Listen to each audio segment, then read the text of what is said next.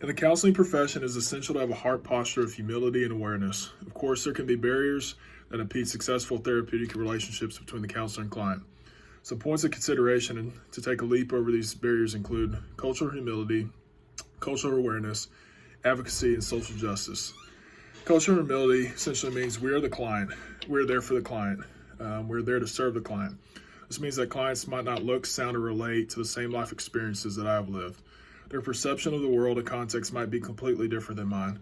So to bridge this gap, this involves humility and being upfront in their client intake forms, seeking clarity and resources to learn as much as possible about my specific client's culture.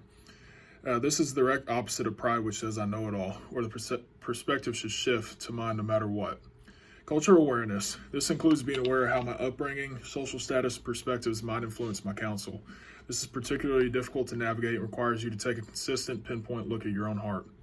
Advocacy, which means the lobbying for the client or community's rights in certain areas and issues. This also includes changing the process by which public decisions are made and which return influence people's lives, or changing the upstream or the input so it affects the downstream, the output. Social justice. There should not be an exclusivity of people or groups.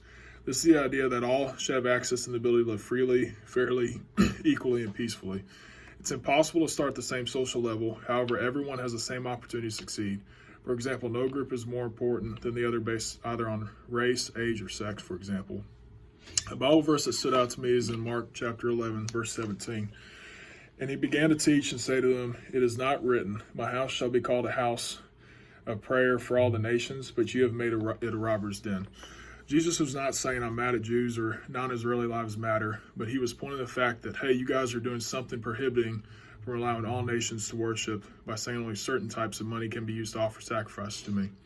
Jesus cares about all the nations, and exploiting them isn't valuing them the way Jesus would. The practical application of social justice is to speak up against injustice, not just only when it affects me.